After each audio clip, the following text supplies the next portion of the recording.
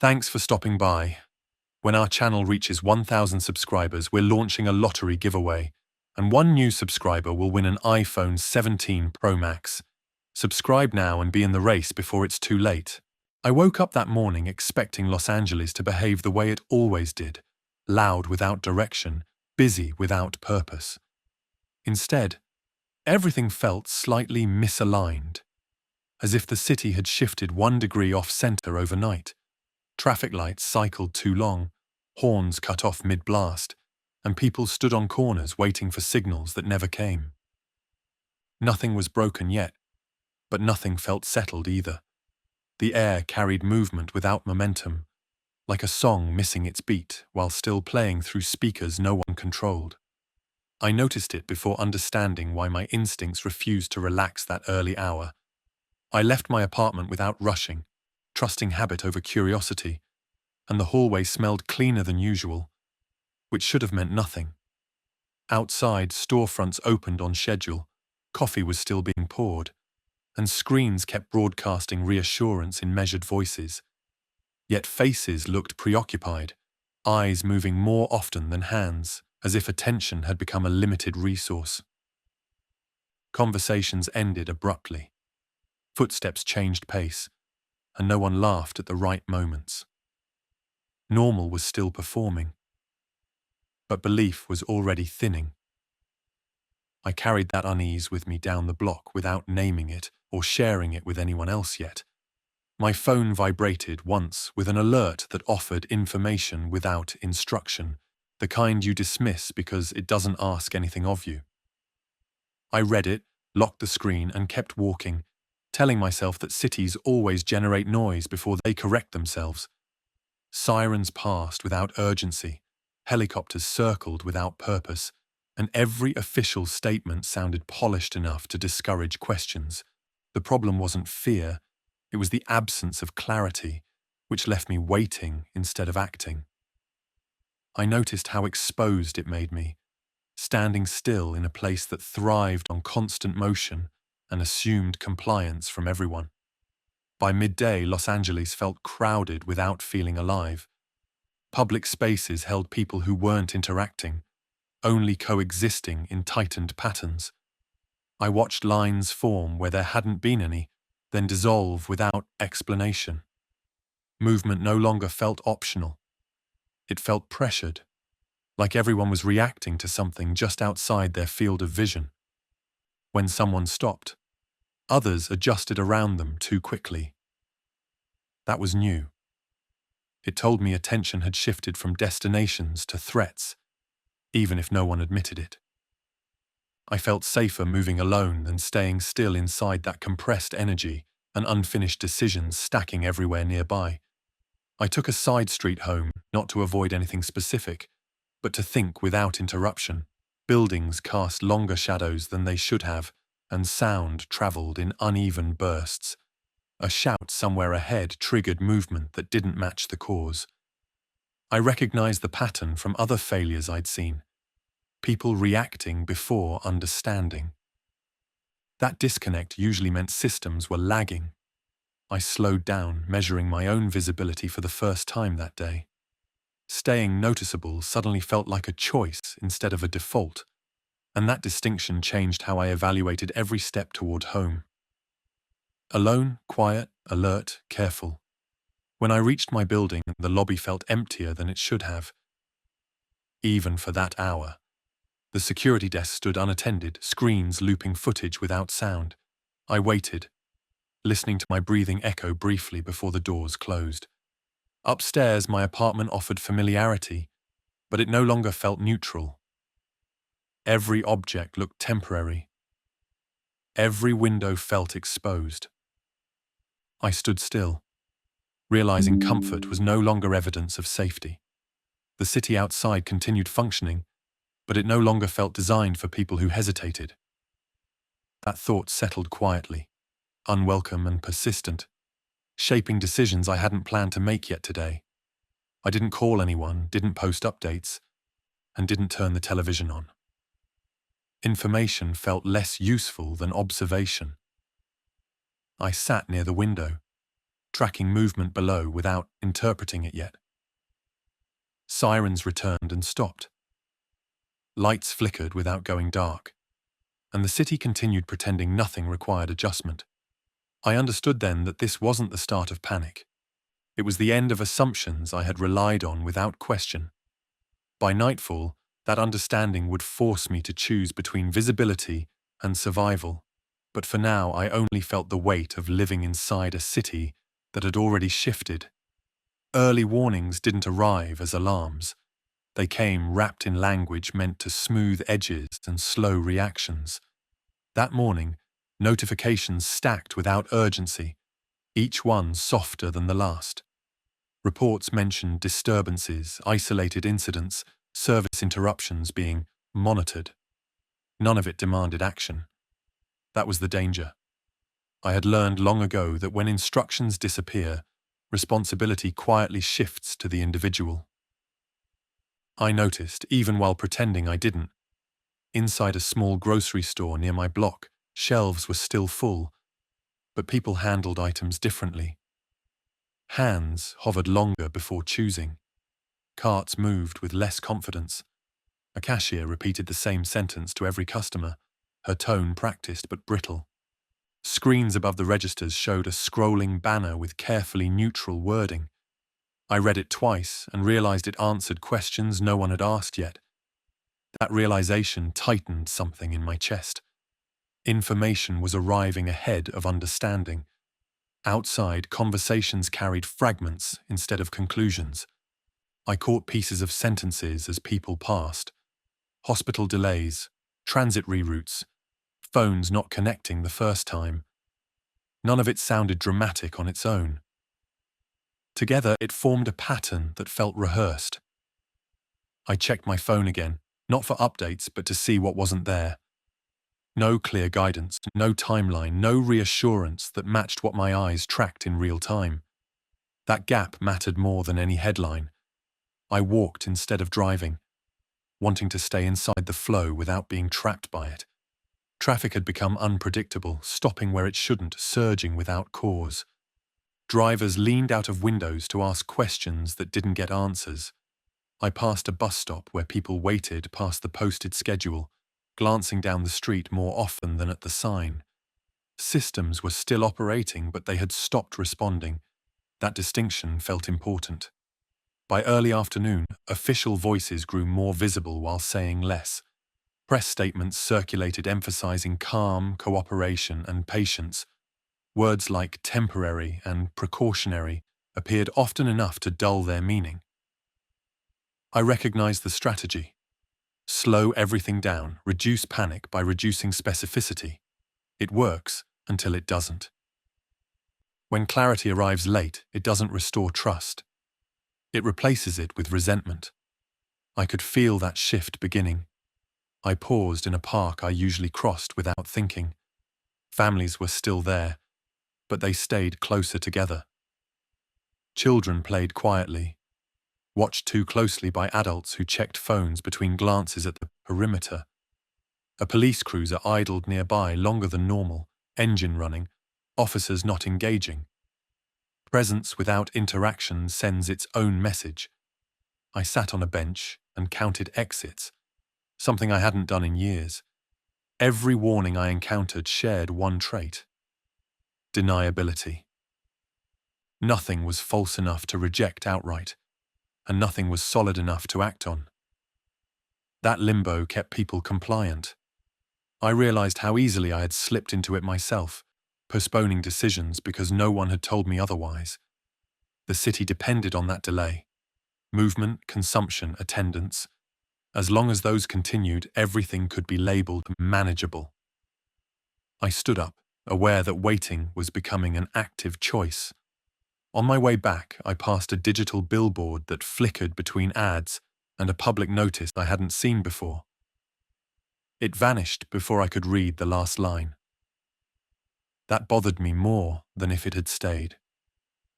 Information that appears briefly isn't meant to inform. It's meant to condition. I felt the urge to go home and secure nothing in particular, which told me preparation had replaced routine. By the time I reached my apartment again, I understood the warnings weren't meant to stop anyone. They were designed to buy time, time for systems to adjust, for plans to be rewritten, for responsibility to diffuse. That left people like me informed enough to worry, but unsupported enough to hesitate. I stood at my door, key in hand, knowing that once I stepped inside, I would either commit to waiting or start planning to move. The decision was mine now. I stayed there longer than necessary, listening to the building settle, understanding that hesitation had a cost I could no longer pretend was theoretical or distant. That realization changed how I valued time then. By the third day, the city still looked intact, but the people inside it had started moving as if it wasn't. I noticed it first in the way crowds formed without purpose. Groups gathered, stalled, then dissolved, not because something happened, but because something might. Sidewalks clogged near intersections, while other blocks emptied completely. Movement lost efficiency. No one flowed anymore. They reacted. That distinction mattered more than broken infrastructure ever could.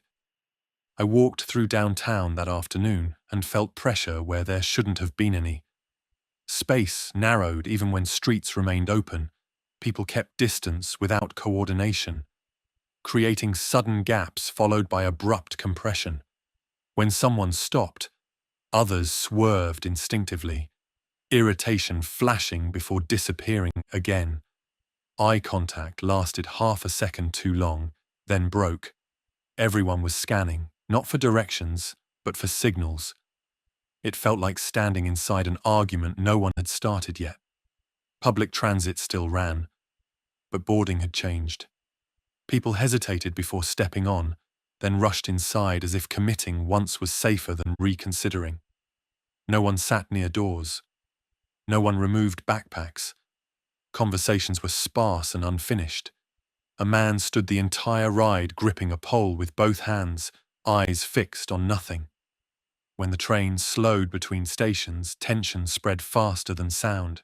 Relief came only when motion resumed. I exited early, not because it was my stop, but because density had become uncomfortable.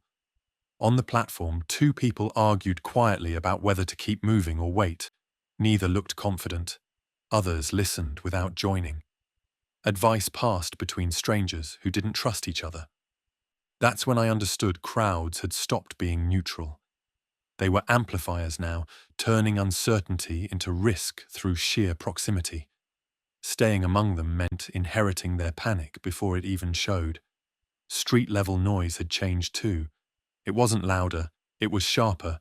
Sudden sounds triggered immediate reactions. Heads snapping, bodies turning, footsteps accelerating. When a car alarm went off nearby, movement rippled outward like a physical force. No one laughed it off. People didn't stop to assess. They just adjusted position as if escape routes needed constant recalculation. That kind of responsiveness doesn't come from fear alone. It comes from expectation. I crossed an open plaza that usually attracted performers and tourists. That day, it held only passers-by who didn't linger. Benches sat empty. Vendors packed up early without explanation. A security guard paced instead of standing watch. His radio crackled often enough to keep his hand near it. Nothing happened there. That was the problem. Absence of incident didn't restore ease.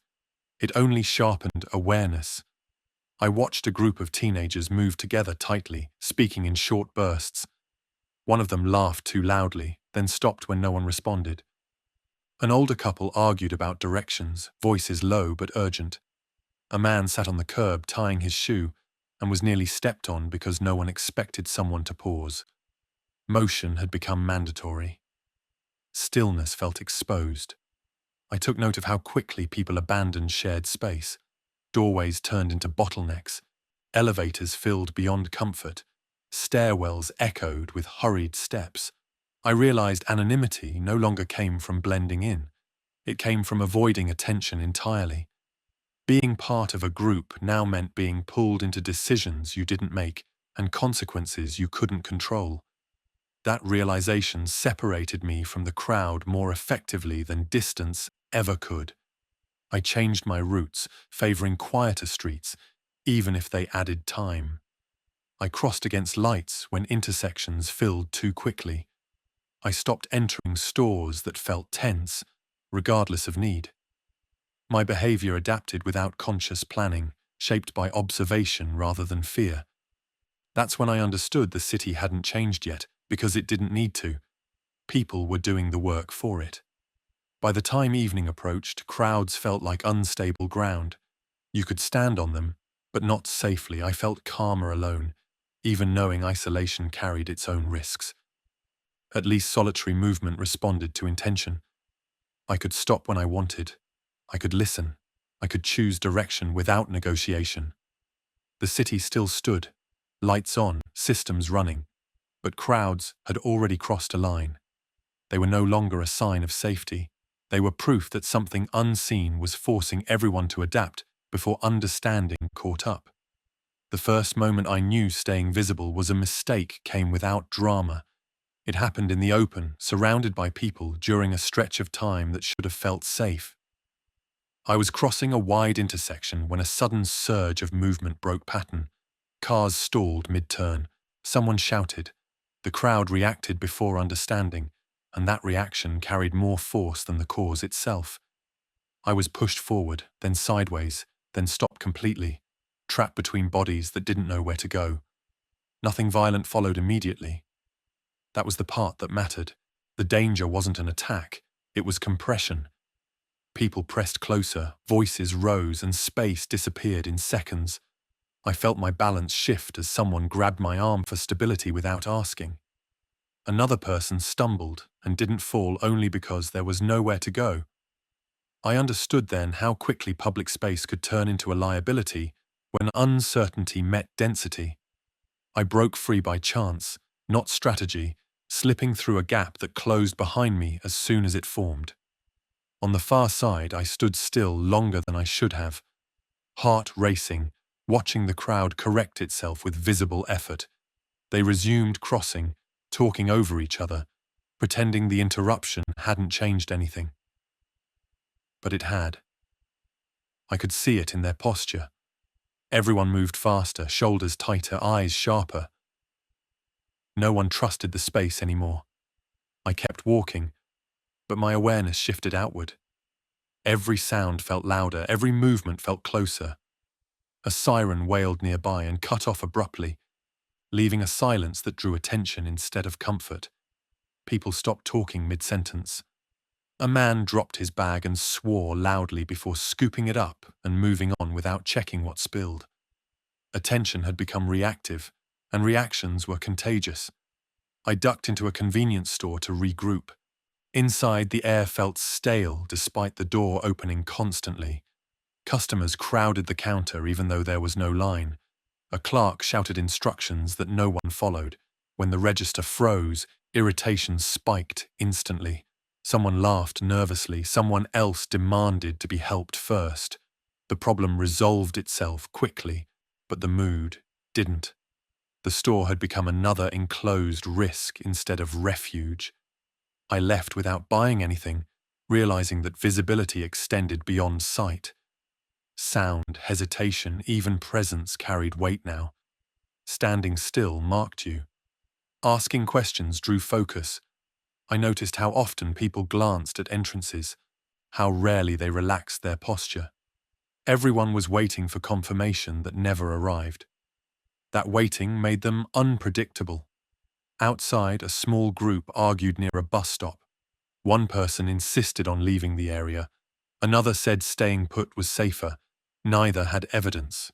Their voices carried, and passers-by slowed to listen, curiosity pulling them closer. I felt a familiar tightening, the sense that attention was clustering again.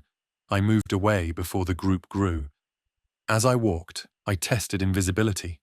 I lowered my gaze, matched pace, avoided sudden stops.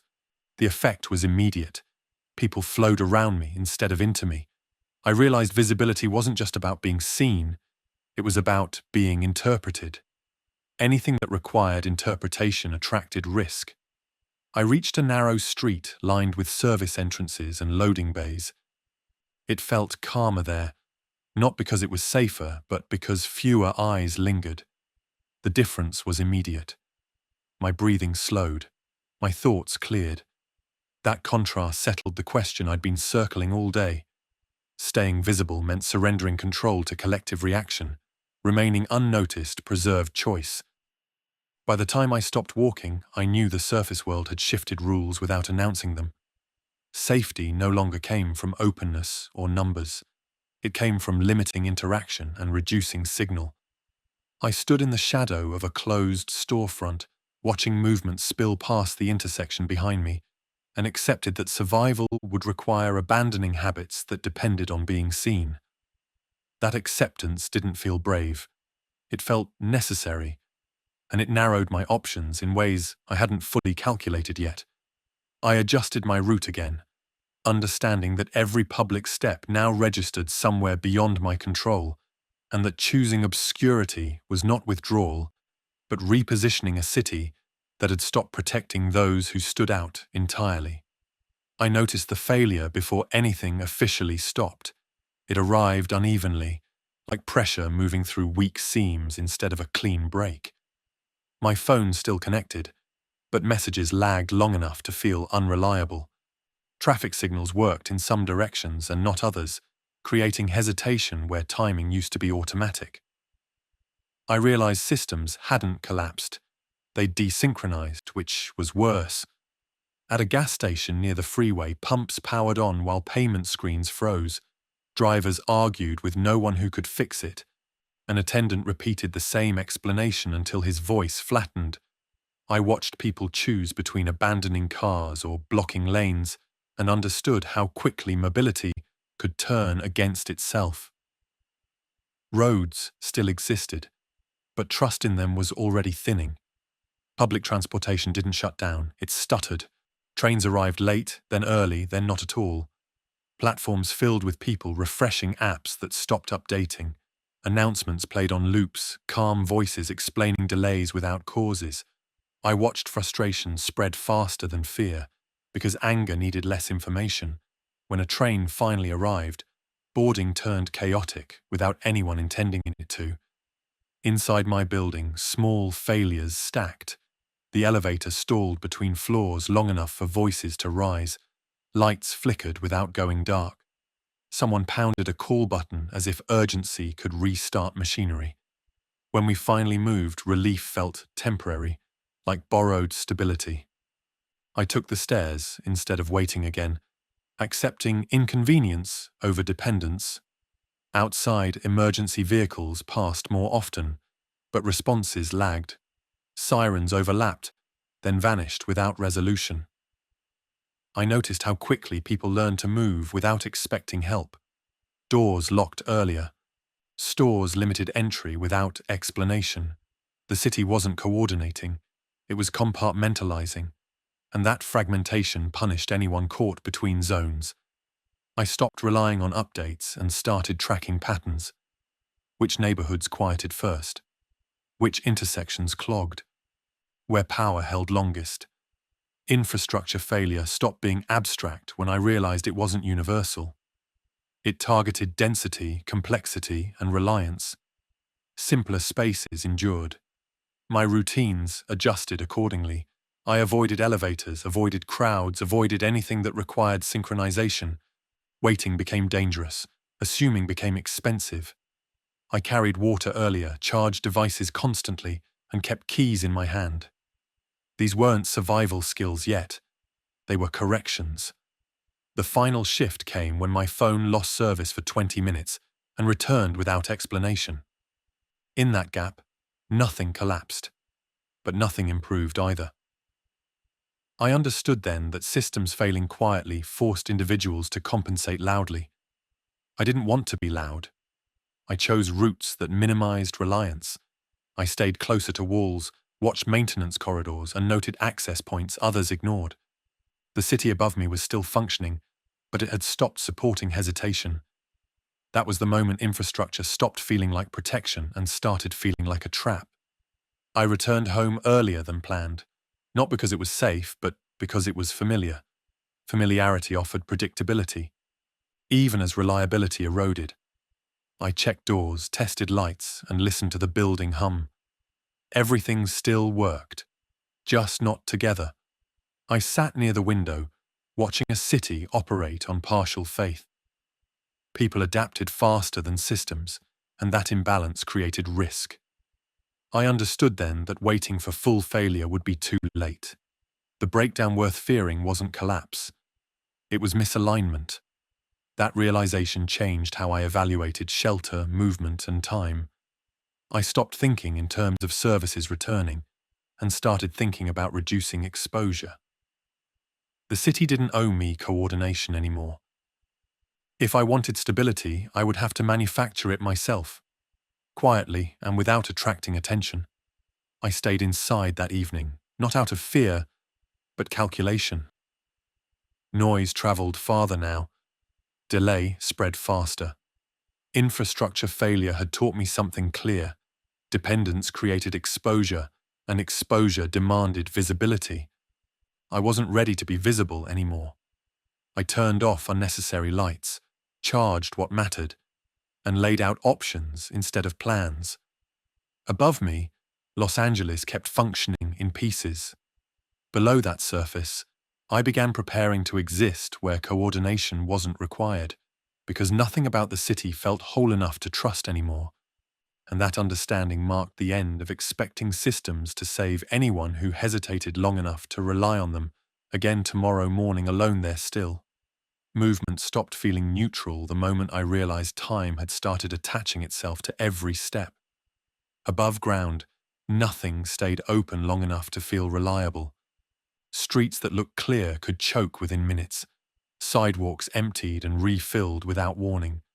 The city hadn't frozen, but it had become unstable, and instability punished hesitation more than speed. I learned that quickly by watching how opportunities closed instead of resolved. I tried walking with purpose, not urgency. Urgency drew attention. Purpose blended. Even then, I could feel the countdown working against me. Sounds echoed longer between buildings, footsteps carried farther, and sudden movement rippled outward faster than expected. Every turn introduced variables I couldn't control. I started choosing routes based on escape density rather than the distance. Fewer exits meant fewer surprises. Intersections became the worst of it. They forced commitment. Once you stepped into them, you surrendered control to timing you didn't set. Signals stalled. Drivers ignored rules that no longer made sense. Pedestrians crossed in clusters, not coordination.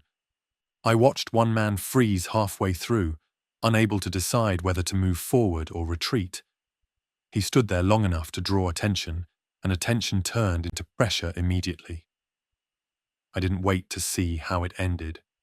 I stopped crossing wide streets unless I had to. I favored alleys, service roads, and anywhere that reduced visibility. Those paths weren't safer, they were quieter. Quiet bought seconds. Seconds mattered now. I noticed how often people looked up instead of ahead, tracking noise, scanning for explanations. No one was navigating anymore. They were reacting. Reaction wasted time. Public spaces punished lingering. A plaza that looked empty could fill quickly, then lock you inside shared indecision. I stepped into one briefly and felt the shift before it showed. Conversations tightened. Movement slowed. Someone asked a question too loudly, and heads turned. That was enough. I left immediately, aware that exposure wasn't about being seen once, but being noticed repeatedly. Vehicles didn't help. Driving trapped you in flow you couldn't escape. When traffic stalled, you stayed visible and stationary at the same time. I watched people abandon cars in frustration, creating obstacles that compounded the problem. Roads narrowed as improvised decisions stacked. Mobility became performative rather than functional. I timed my movements carefully after that. Early mornings, short distances, no backtracking. Every route had a purpose, and every purpose had a limit. I stopped browsing, stopped wandering, stopped making optional stops. Even errands became strategic. I learned how long I could be out before the environment shifted against me. There was a moment when a helicopter passed low overhead, slow enough to draw attention without providing information. People stopped to look, phones came out, a crowd formed around nothing. I felt the clock accelerate instantly. Crowds condensed risk faster than any visible threat. I moved away before curiosity could trap me. By then, I understood movement above ground wasn't about getting somewhere. It was about staying ahead of convergence. The city compressed unpredictably, and compression erased options. Once you were inside it, every decision became collective, whether you wanted it or not. I began counting steps unconsciously, measuring gaps, noting how long doors stayed open, how long silence lasted after a disturbance. I wasn't paranoid. I was calibrating. Survival hadn't arrived yet, but preparation had. The hardest part was resisting speed. Running solved nothing. It drew focus, created noise, shortened decision windows. Controlled movement extended them. I watched others rush and disappear into clusters that swallowed them from view. I didn't know what happened next, and that uncertainty reinforced restraint. By late afternoon, I limited myself to one trip out, then none. Above ground had turned into a narrowing corridor with invisible walls. Every minute outside increased the odds of being forced into someone else's problem. I stood near my building entrance, listening to the city strain under partial function, and accepted that surface movement now operated on borrowed time. I went inside knowing this phase wouldn't last. The countdown wouldn't reset. It would only accelerate. Staying above ground meant constantly renegotiating space, attention, and luck. I wasn't willing to depend on luck anymore. That understanding didn't push me underground yet, but it closed the door on pretending the surface still belonged to people who moved without consequence. Running felt like the obvious answer at first, which is exactly why I stopped trusting it. Everyone I watched was trying to move away from something without agreeing on where safety actually was. Highways clogged early, side streets filled next. Any direction that looked clear attracted more people within minutes. Escape relied on momentum, and momentum depended on cooperation that no longer existed. The city wasn't blocking exits. People were. I stood on a parking structure one evening and watched traffic stall in waves. Brake lights stretched for blocks, then went dark, then flared again. Drivers leaned on horns that no longer meant anything. Some abandoned vehicles where they sat.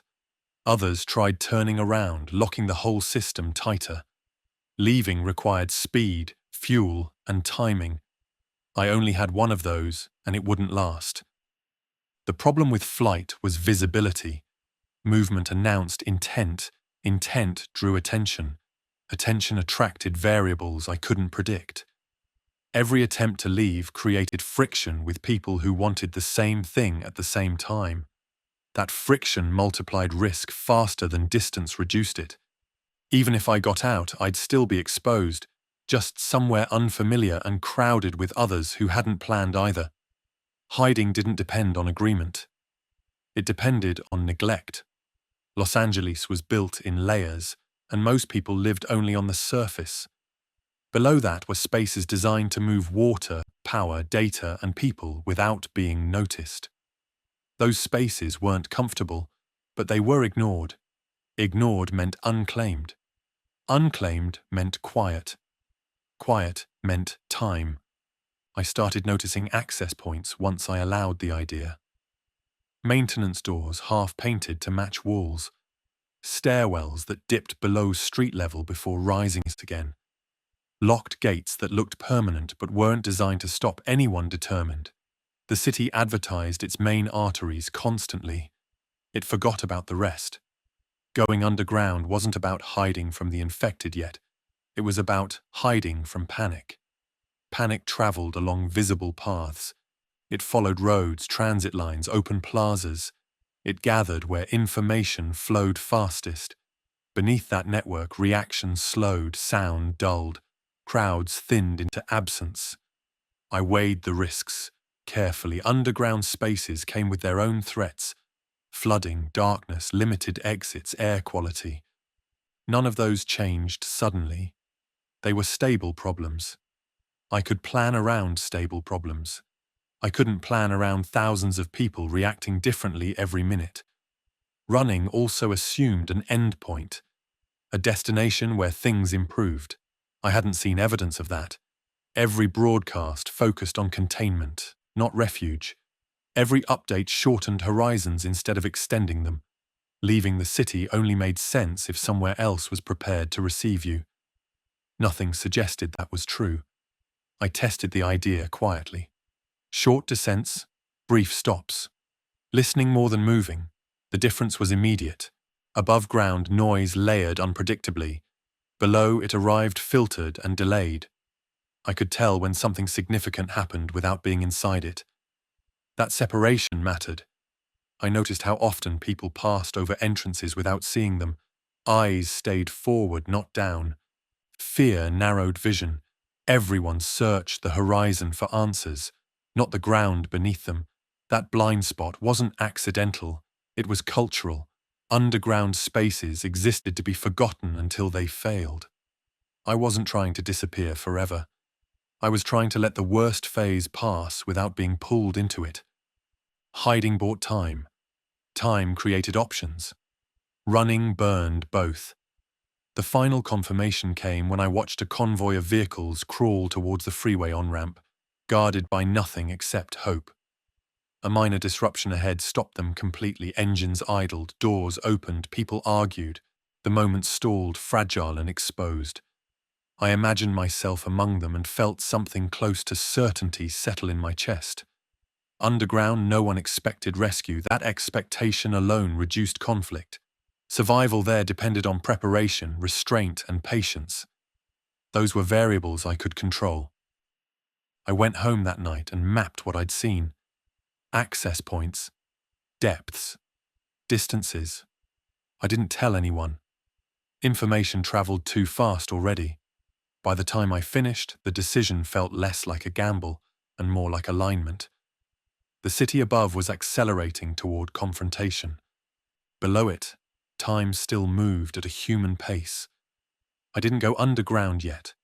I didn't need to. But I stopped planning routes out of the city and started planning descent. That shift changed everything. Once escape stopped being the goal, survival became quieter, narrower, and far more realistic than running ever allowed. The first time I went down for real, it wasn't dramatic. There was no moment of crossing a line or sealing myself away. I chose an entrance that looked insignificant enough to stay that way, a maintenance access most people walked past without noticing. It didn't feel like shelter. It felt like infrastructure, and that distinction mattered. Shelters attract people. Infrastructure gets ignored. The air changed almost immediately. Not worse, just different. Cooler, heavier, carrying a faint metallic trace that told me this space existed to move things, not host them. My footsteps sounded louder until they didn't, absorbed by concrete and distance. Light dropped off fast. What remained came from fixtures designed to prevent accidents, not comfort. I understood right away that time behaved differently down here. Minutes stretched without visual cues to break them apart. I moved slowly, not out of fear but calibration. Underground spaces punish haste. Corners hide blind spots. Floors collect water unpredictably. Pipes hiss and click without warning. I paid attention to my footing, to how sound traveled ahead of me, to how quickly darkness reclaimed space once I stepped away from the entrance. Nothing about this place wanted me to stay, which meant no one else had prepared it for occupation. That absence was both reassuring and dangerous. The space wasn't empty. It was unused. There's a difference. Unused means neglected, not abandoned. It means no one designed it for people to linger, which keeps it off most mental maps. I passed equipment cages, sealed doors, faded signage meant for crews who worked nights and left before sunrise. Everything felt temporary because it was. That forced me to think differently about presence. I couldn't spread out. I couldn't relax into routine. I had to remain mobile even while hidden. I tested the environment the way you test unfamiliar water. Short steps, controlled exposure. I stopped often, listening for movement that wasn't mine. Above me, the city still existed, but it sounded distant and distorted, like a memory replaying through bad speakers. Sirens arrived late, hollowed out by layers of earth. When something heavy moved overhead, I felt vibration before sound. That delay gave me warning instead of panic. The lack of comfort was immediate. No clean surfaces, no reliable seating, no temperature control. Everything required adaptation. I understood quickly that staying here long-term would mean redefining what enough looked like. Enough light, enough air, enough space to lie down without blocking an exit. Comfort would be a liability. It encouraged settling. Settling made you predictable. I marked points mentally as I moved. Places where water pooled. Places where the ceiling dropped lower. Intersections that offered multiple paths. Dead ends that could trap sound. I didn't claim space yet. I observed it. Claiming something before understanding it is how people get cornered. There were hazards I couldn't ignore. Rusted edges, exposed wiring, structural seams where small failures collected into larger ones. None of it felt urgent, but all of it felt patient. Underground dangers don't rush you. They wait. I respected that. I moved like someone borrowing time rather than owning it. Psychologically, the descent did something unexpected. The constant pressure I'd felt above ground eased. Not because I was safer, but because fewer decisions demanded immediate response. Above, every sound invited reaction. Below, most sounds belonged to the space itself. That separation allowed thought instead of reflex. I sat briefly against a wall, back straight, feet planted, not to rest but to assess. My breathing steadied. The silence wasn't complete, but it was consistent. Consistency mattered more than quiet. It meant I could detect change. I didn't unpack. I didn't turn this into a base. That would come later, if at all. This first entry was about understanding what the environment would tolerate, how long I could stay without drawing attention, how quickly I could leave if I had to. Every underground space is a negotiation between concealment and escape. When I finally climbed back towards the surface, the city felt louder than before, sharper at the edges. The contrast confirmed what I'd suspected. The underground wasn't safe. It was stable. Stability created planning space. Planning space created survivability. I went home knowing I hadn't found refuge. I'd found an option. One most people wouldn't consider until it was too late. That mattered. Long-term living here would be uncomfortable, constrained, and lonely. But it would also be deliberate. And deliberateness was becoming the rarest resource left. That night I didn't sleep well. Not from fear, but from recalculation. The underground had introduced a different kind of risk profile, one that rewarded patience instead of speed. I knew then that if I committed to it, I would have to change how I measured days, comfort, and success. I wasn't ready yet, but I was closer. The mistake most people make when they hide is believing safety comes from closure. Every instinct pushes towards sealing, blocking, fortifying, turning space into something immovable. Underground, that instinct gets people trapped. I understood early that anything I closed too well would eventually close on me. My goal wasn't to disappear completely. It was to reduce notice while preserving choice. I approached the space like a system instead of a shelter. Entry points mattered more than walls. Sound paths mattered more than locks. I spent hours testing what changed when I adjusted something small. A loose panel created noise when disturbed. A tightened hinge removed it. A door that looked sealed invited pressure. One that appeared neglected discouraged interest. Concealment depended on discouraging curiosity, not resisting force. I worked in stages, nothing permanent, nothing dramatic. I avoided blocking exits outright.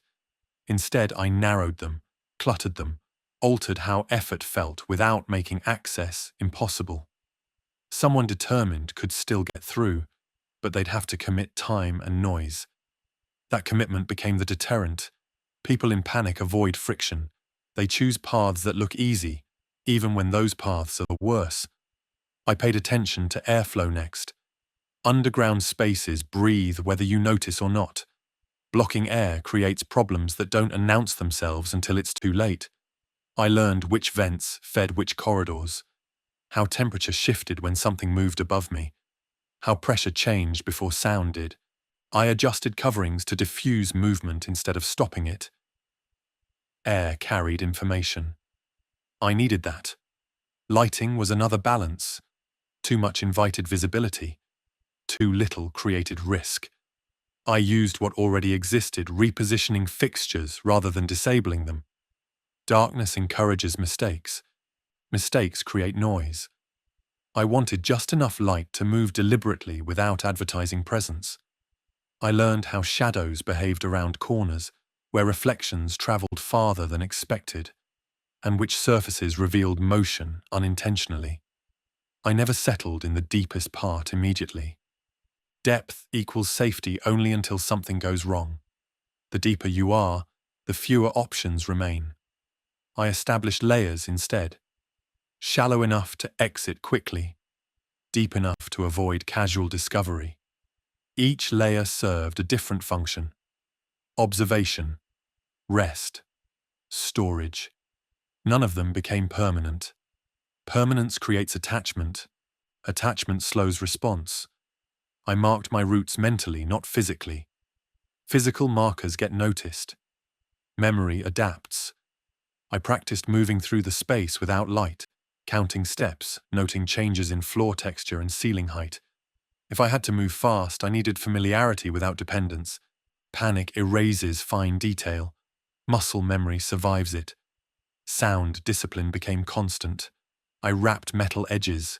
I secured loose debris. I learned which surfaces amplified vibration and which absorbed it. I avoided stacking objects in ways that collapsed when touched. Every adjustment aimed to reduce accidental signal. Intentional noise can be timed. Accidental noise betrays you when you least expect it. I also resisted over-preparing. The urge to secure everything came with a cost. The more I altered, the more traces I left. Traces suggest habitation. Habitation attracts investigation. I limited myself to what changed behavior without changing appearance. From a distance, the space looked forgotten.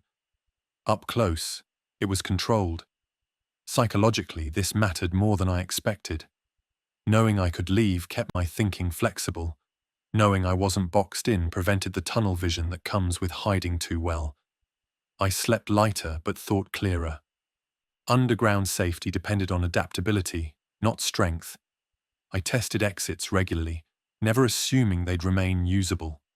Shifts above ground changed pressures below. Something passable one day could collapse the next. I adjusted my plans accordingly, accepting that nothing stayed stable long enough to trust blindly. Stability had to be monitored. By the time I finished configuring the space, it didn't feel secure. It felt manageable. That was enough. I hadn't built a bunker. I'd created a temporary advantage that relied on neglect, not resistance. If discovered, I could leave. If undisturbed, I could stay. That balance defined everything that followed. I wasn't hiding to survive forever. I was buying time without surrendering movement. Underground survival demanded restraint more than force. The moment I treated concealment like safety, it would turn into confinement. I reminded myself of that daily, adjusting nothing unless necessity demanded it. Knowing the difference between protection and a trap was rarely visible until it was too late. Sound became my primary source of information once I settled into a routine below ground. Above the surface, noise blended into constant interference. Down here, it separated into layers. Every sound arrived altered, delayed, filtered through concrete, soil, and distance. Learning how those changes worked mattered more than sight. I couldn't see what was happening above me, but I could hear when the city shifted. At first, everything sounded the same. A low hum, intermittent vibrations, distant echoes with no clear source. I had to stop trying to interpret meaning immediately and focus on pattern instead. Underground spaces speak their own language. Pipes click in response to pressure changes. Air vents whisper differently depending on movement above. Water announces itself long before it appears. Once I stopped fighting the unfamiliarity, the signals sharpened. Footsteps were the most revealing. Above ground, they overlapped constantly. Below, individual steps carried identity. Weight, speed, hesitation, direction. Someone moving with purpose sounded different from someone wandering. Groups created overlapping rhythms that arrived as pressure more than noise. I learned to tell when movement was passing overhead versus descending closer. That distinction dictated whether I stayed still or repositioned. Vehicles produced another layer entirely. Cars sounded like rolling thunder filtered through distance, but heavier machinery created sharper vibrations. When large vehicles moved suddenly, the structure reacted. Dust loosened. Loose debris rattled. Those reactions gave me advance notice without visual confirmation. I could tell when something significant shifted on the surface, even if I never learned what caused it. Human noise behaved unpredictably. Voices carried farther than expected when corridors aligned. Shouts traveled through openings I hadn't noticed until sound revealed them. I mapped those paths mentally, noting which areas amplified speech and which absorbed it. Silence wasn't absence. It was absorption. Spaces that swallowed sound became valuable, not because they hid me, but because they reduced reaction radius. I learned quickly that sound lingered underground. A dropped object echoed longer than intuition suggested. A careless step repeated itself through corridors long after the movement stopped. Noise didn't dissipate, it decayed. That decay time became a measure of risk. I waited until the space returned to baseline before moving again. Patience replaced urgency. The most unsettling sounds were the ones that didn't repeat. A single impact without follow-up, a scrape that stopped abruptly. Those moments demanded restraint. Acting too quickly could place me closer to something I didn't understand yet. I learned to wait through uncertainty instead of resolving it prematurely.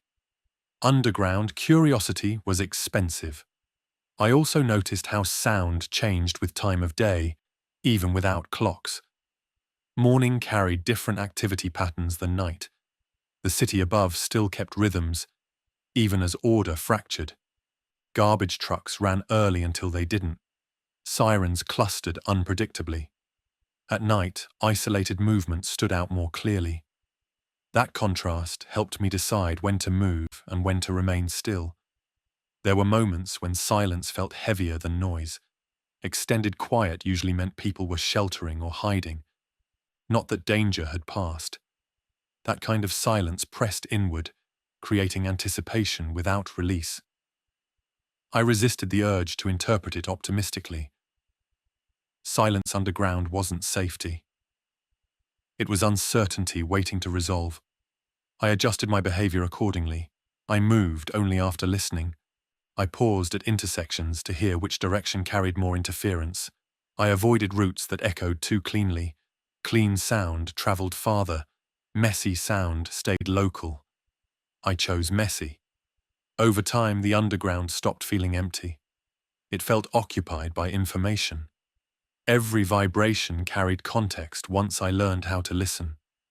The space warned me before it threatened me. That warning system wasn't perfect, but it was consistent. The biggest lesson came when something heavy collapsed above ground late one night. I didn't hear the crash directly. I felt it arrive as a rolling pressure wave, followed by dust drifting from seams I hadn't noticed before.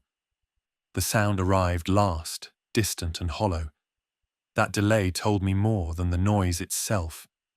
Something had changed permanently on the surface. I stayed still for hours after that, listening to how the space adjusted. New echoes appeared. Old ones vanished. The underground reorganized itself around the event. That adaptability reassured me in an unexpected way. While the city above fractured, the space below responded predictably to stress. Sound became my horizon. I didn't need sight to know when danger approached or passed.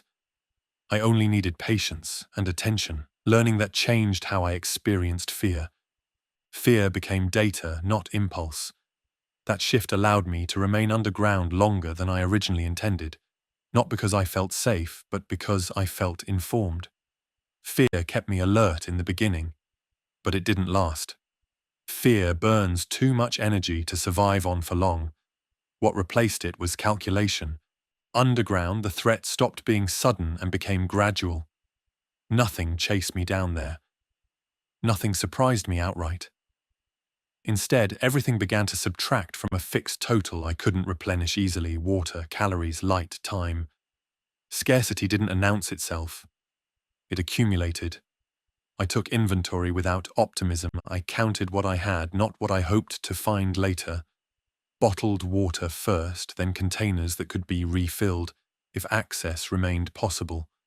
Food next, prioritizing density over comfort.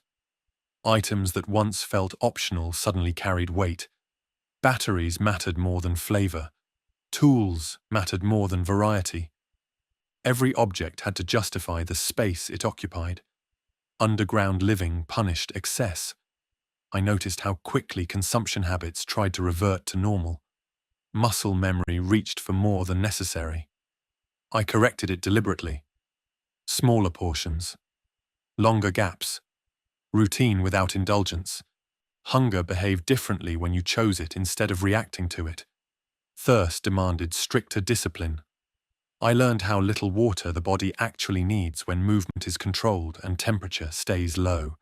That knowledge felt uncomfortable, but it extended my horizon. Light became a negotiation. Artificial sources solved one problem while creating another. They attracted attention, required power, and altered sleep patterns. I limited use aggressively. Darkness wasn't the enemy I'd expected. It slowed time, encouraged stillness, and reduced consumption across the board. I learned to operate with minimal illumination, letting my eyes adjust instead of forcing clarity. Precision replaced visibility. Food introduced psychological pressure I hadn't anticipated. Not hunger itself, but the awareness of its countdown. Every meal shortened the future. I separated eating from comfort deliberately, refusing to associate it with relief. Meals became scheduled maintenance, not reward. That separation kept me from burning through supplies to stabilize emotions that no longer needed stabilizing. The underground changed how I experienced time. Days lost their edges. Without external cues, I marked progress through depletion instead of clocks. A bottle emptied, ink sat. A battery dimmed. A container lightened. Those became my calendar. It forced honesty. I couldn't lie to myself about how long I could stay. Numbers don't negotiate. I experimented cautiously, how long I could remain still without discomfort, how movement affected appetite, how stress spiked consumption. The results were consistent. Panic wasted resources faster than effort. Calm extended everything. That realization reframed survival entirely. Endurance wasn't about strength or speed. It was about minimizing unnecessary reactions. I considered scavenging early and dismissed it just as quickly. Surface trips carried unpredictable cost. Any gain could be offset by exposure or injury. Underground injury was catastrophic. A twisted ankle could end everything quietly. Scarcity demanded risk discipline. Not all opportunities were equal, and some weren't worth surviving. Water worried me most. It couldn't be stretched indefinitely. I identified potential sources and tested access routes mentally without committing. The idea of returning above ground purely for resupply felt premature. I needed scarcity to inform timing, not panic to force it. I waited until calculations, not discomfort, dictated movement. The mental shift was subtle but complete. I stopped thinking about threats as external actors and started thinking about them as timelines. How long before air quality shifted? How long before structural changes altered access? How long before attention returned to forgotten spaces? Fear couldn't answer those questions. Measurement could. I also noticed something else. Scarcity sharpened focus instead of degrading it. Without abundance, choice is simplified. I didn't debate options endlessly. I selected the least wasteful path and committed. That clarity felt grounding. Above ground, too many variables competed. Below, limits imposed order. There were moments when hunger tugged at memory. Restaurants, routine, the ease of not thinking about supply. I let those thoughts pass without resistance. Nostalgia didn't change equations. It only distracted from them. Underground survival demanded presence, not longing. By the end of that first, sustained period below, fear had become background noise. Scarcity dictated every meaningful decision. It wasn't dramatic. It was patient. It waited while I adapted. In that way, it became the most honest adversary I'd faced so far. It didn't lie. It didn't rush. It simply reduced margins until mistakes mattered. I realized then that survival wasn't about defeating threats. It was about managing subtraction longer than others. The underground didn't protect me from danger. It taught me how to live with less of everything without losing control. That lesson mattered more than safety ever could, because it prepared me for a future where scarcity wouldn't be temporary. It would be the rule. The first sign wasn't obvious. It didn't announce itself the way danger usually does. I noticed it because something was different, not because something was present. A piece of debris I was certain I'd left untouched had shifted slightly. Not moved far. Not disturbed enough to suggest collapse. Just altered enough to break continuity. Underground. Continuity is everything. When it breaks, it means intervention. I didn't react immediately. I stopped, listened, and waited for my environment to reassert itself. It didn't. The silence that followed felt intentional, not empty. That distinction tightened my focus. I retraced my last route carefully, checking my own assumptions before blaming anything else. Memory can betray you under stress. I needed certainty before drawing conclusions. The confirmation came later, through sound. Not footsteps. Breathing. Faint, irregular, carried through a corridor I rarely used. It wasn't close enough to locate, but it was close enough to register. Someone else was managing scarcity down here. That meant shared risk whether I wanted it or not. My first instinct was withdrawal. Isolation had been my advantage. Another person changed every calculation. Humans introduce unpredictability that environments don't. They make decisions you can't anticipate, consume resources you can't replace, and draw attention without intending to. I felt exposed in a way I hadn't since going underground. I adjusted my movement immediately. Routes shortened, stops lengthened. I avoided areas where sound traveled cleanly. I needed to understand behavior before deciding anything else. Observation came first. Panic wastes information. Over the next 2 days, evidence accumulated slowly. A light flicked on briefly where I'd never seen illumination before. Water levels in a pooled area dropped faster than evaporation allowed. Footprints appeared in dust I'd stopped disturbing. Whoever else was down here knew the space well enough to move without advertising presence. That suggested experience, not desperation. That realization unsettled me more than discovery itself. Someone else had reached the same conclusions I had, possibly earlier. That meant underground survival wasn't unique. It was inevitable. Others would follow once the surface became untenable. I was early, not alone. I considered contact briefly and dismissed it. Communication created dependency. Dependency created negotiation. Negotiation created conflict. Without shared trust or structure, interaction favored the more aggressive or the more desperate. I didn't know which category applied. Until I did, silence was protection. I mapped likely territories mentally. Humans cluster resources, water access, ventilation, structural stability. I predicted where someone else would choose to settle and adjusted my space accordingly, creating distance without confrontation. Underground survival became spatial diplomacy. The psychological weight surprised me. Solitude had been difficult but clean. Shared presence introduced tension without resolution. Every sound carried implication. Every absence invited speculation. I slept lighter not because I feared attack, but because uncertainty demanded readiness. I noticed how my own behavior changed. I minimized waste further, knowing scarcity now had competition. I reduced light use, reduced movement, reduced noise to the bare minimum. Invisibility became relational instead of absolute. I wasn't hiding from chaos anymore, I was avoiding collision. At one point I heard voices. Not conversation, fragments, muted speech bouncing off surfaces before dissolving. It confirmed there was more than one of them. That knowledge closed several options permanently. Groups consolidate, groups expand, groups defend territory. None of those outcomes benefited me. I understood then that underground survival had phases. The first was concealment from the surface. The second was coexistence with unseen others. The third, I suspected, would involve conflict or forced migration. I wasn't ready for that stage yet. I prepared quietly. Not weapons, contingencies, alternate exits, temporary caches, routes I hadn't used. I treated the space as dynamic instead of stable.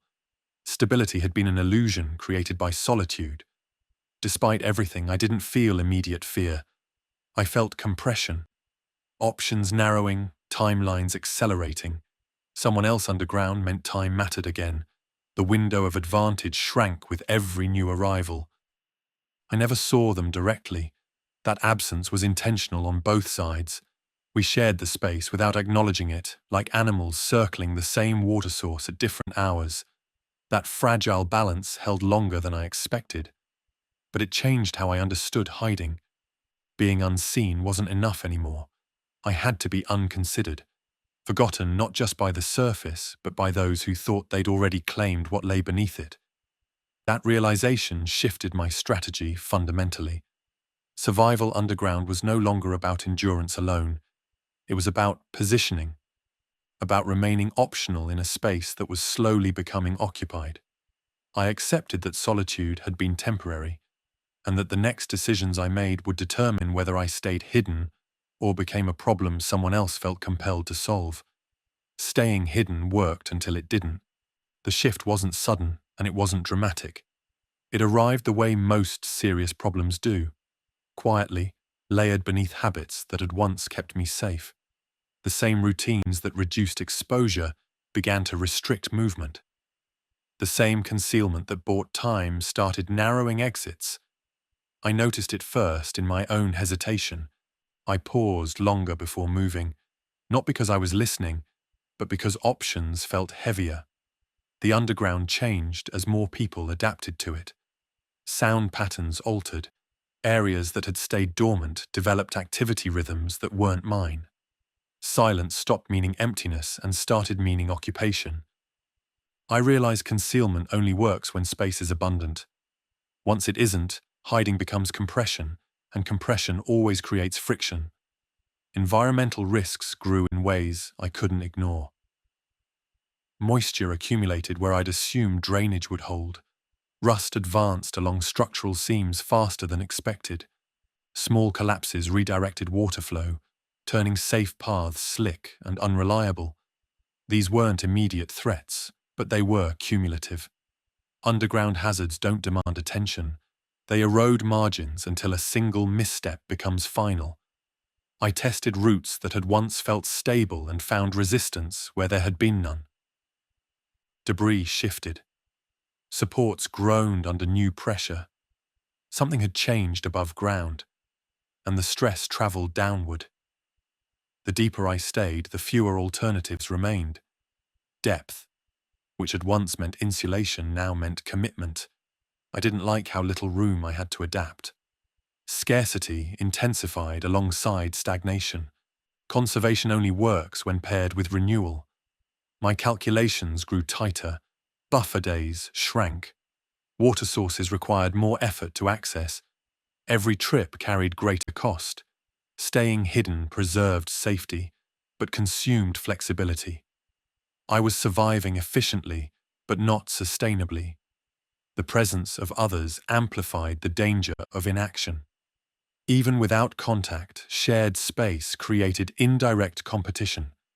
Resources diminished faster. Sound discipline required constant vigilance. I could no longer assume abandoned zones would remain ignored. What had been forgotten infrastructure was becoming contested territory. Psychologically, the strain shifted. Early isolation sharpened focus. Extended concealment dulled initiative. I caught myself avoiding movement simply to avoid decisions. That was new and dangerous. Survival requires adjustment. Avoidance masquerading as strategy leads to stagnation, and stagnation underground is lethal. I recognized the pattern from other failures I'd studied. Systems collapse when optimization eliminates redundancy. I had optimized hiding. I had eliminated redundancy.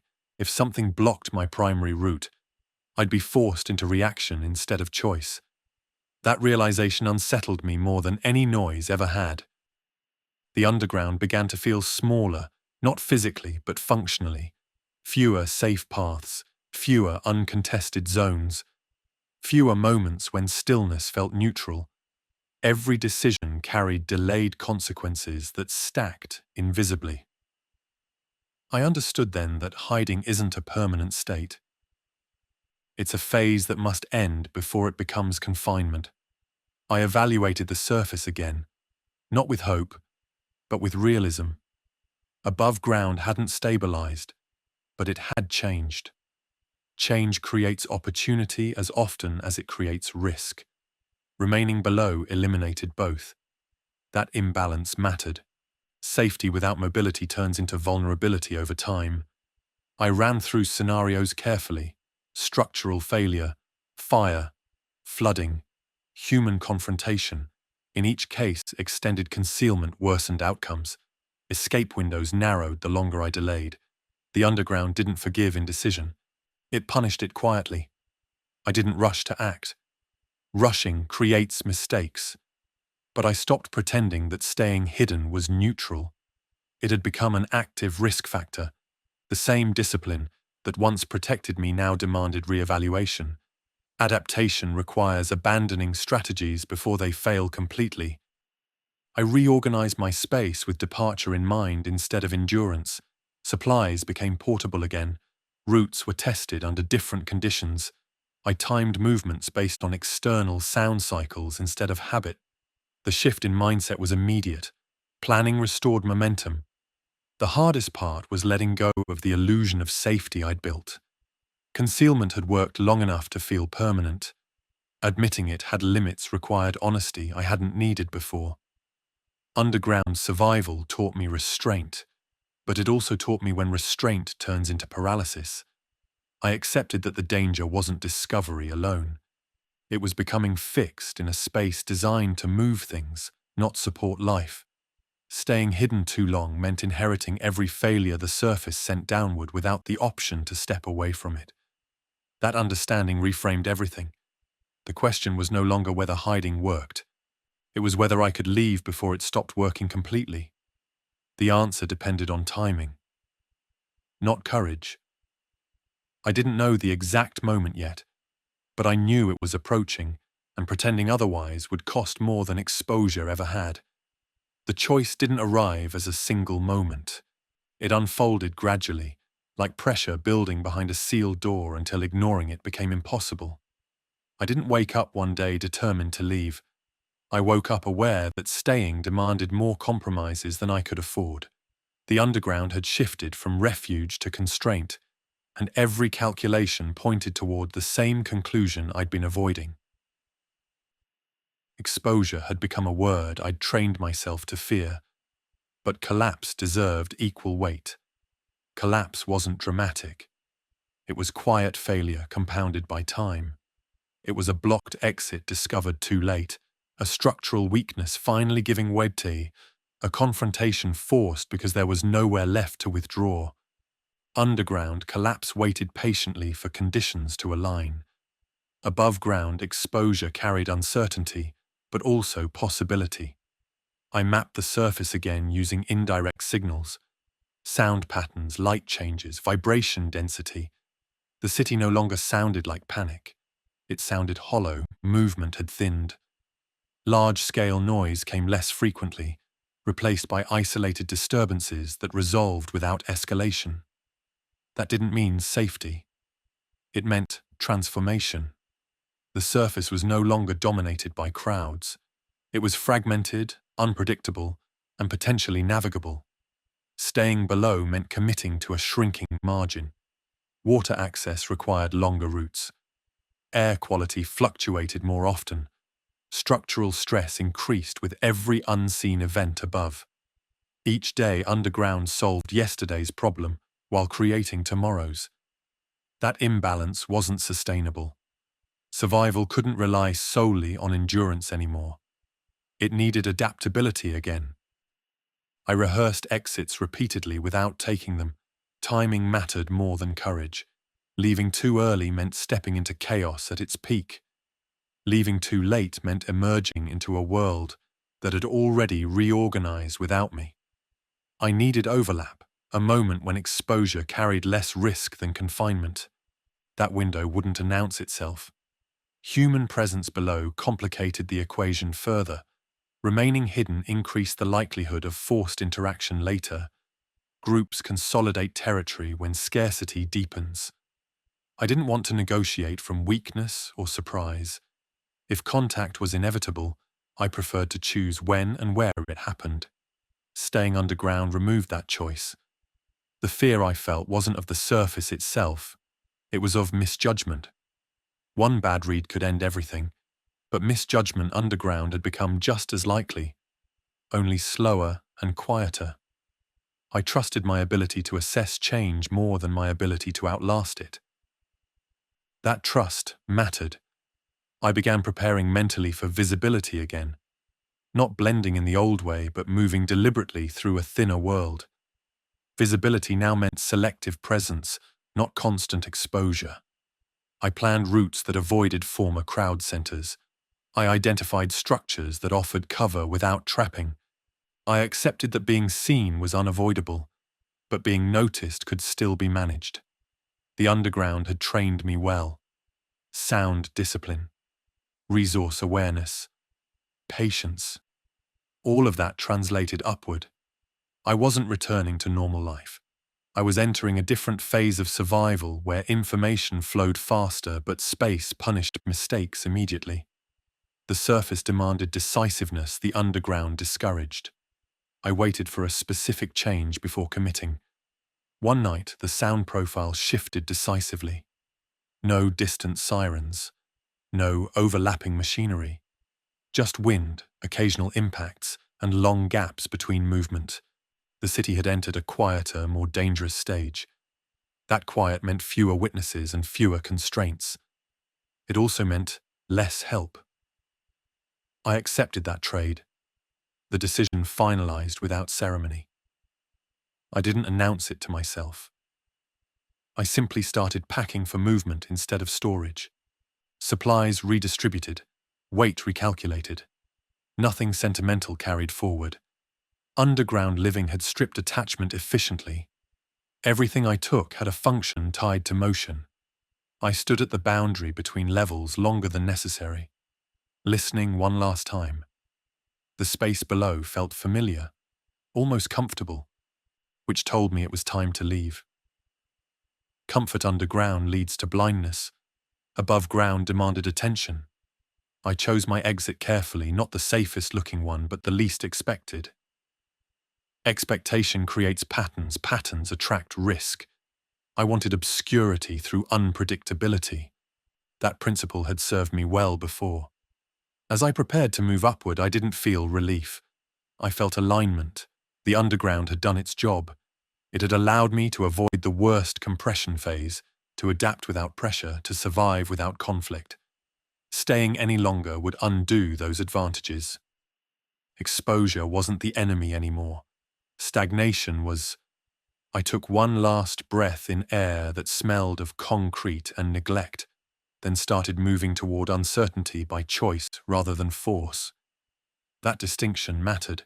Whatever waited above ground, I would meet it with intention instead of reaction. The city had collapsed around visibility once. This time, I would control how much of myself I allowed it to see. Outlasting the city didn't feel like victory. There was no moment where I looked around and thought I had won something.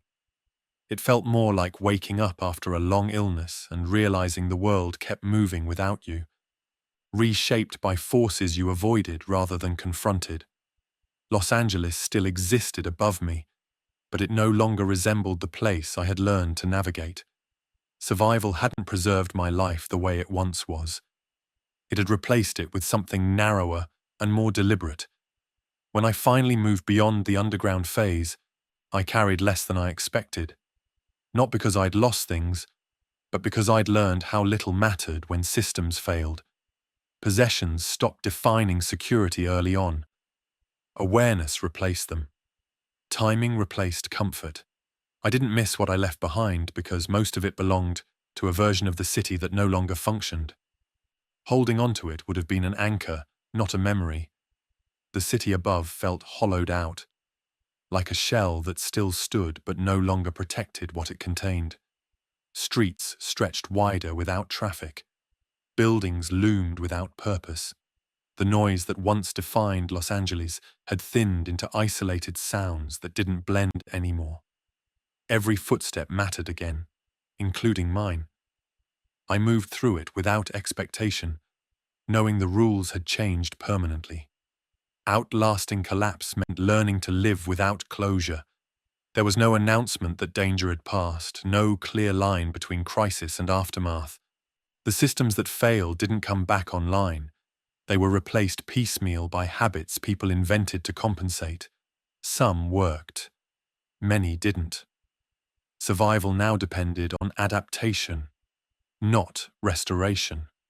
I noticed how people who emerged too early carried urgency that betrayed them. They rushed to reclaim routines that no longer fit the environment. They gathered where gathering once made sense. They argued over resources as if abundance were returning. Those behaviors attracted attention, and attention attracted consequences. The underground had taught me restraint. That restraint kept me alive longer than confidence ever could. Outlasting the city also meant accepting that I was changed by absence. Long periods without interaction rewired how I assessed risk and trust. I listened more than I spoke. I observed longer before deciding. I didn't assume shared values just because someone shared space. That distance wasn't coldness, it was calibration. The collapse punished assumptions harder than mistakes. There were moments when grief surfaced unexpectedly. Not for people I'd lost, but for certainty itself. The certainty that services would respond, that crowds meant safety, that tomorrow resembled today closely enough to plan comfortably. Losing those assumptions felt heavier than losing comfort.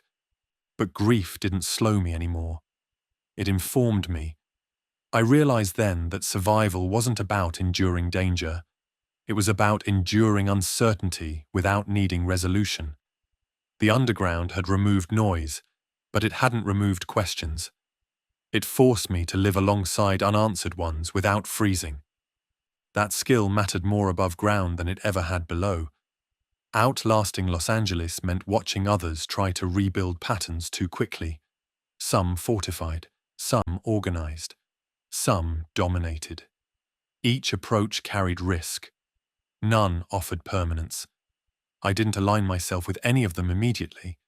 Independence had kept me alive when coordination failed. I wasn't ready to surrender it without evidence that something better existed. I measured success differently now. Not by accumulation, but by flexibility.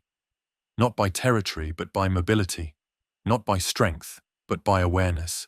Those metrics didn't show on maps or broadcasts, but they governed survival quietly. There was no pride in having hidden while others faced the surface head-on. There was only acceptance that different strategies carry different costs. Mine traded confrontation for isolation. It preserved my life, but it also narrowed my world. I carried that cost without resentment. Every survivor pays something. This was mine. When I looked back at the city from a distance, I didn't feel triumph. I felt perspective. Los Angeles hadn't been destroyed all at once. It had failed in layers, unevenly, leaving people to navigate gaps between systems that no longer spoke to each other. Going underground hadn't saved me from that truth. It had given me time to understand it. Outlasting the city didn't make me exceptional. It made me cautious. It taught me that survival favors those who reduce signal, adapt early, and abandon attachment before it becomes liability. The underground wasn't a miracle. It was a delay, a deliberate pause that allowed me to move forward when others were still reacting. I didn't know what came next. I still don't. But I know what I carry with me now isn't fear of collapse. It's clarity about how quickly stability disappears and how quietly survival reorganizes your priorities. Los Angeles failed above me, but it taught me something lasting below it. I survived not by defeating the city, but by stepping aside while it unraveled, then returning only when I could move through what remained, without depending on anything that had already proven it couldn't be trusted again.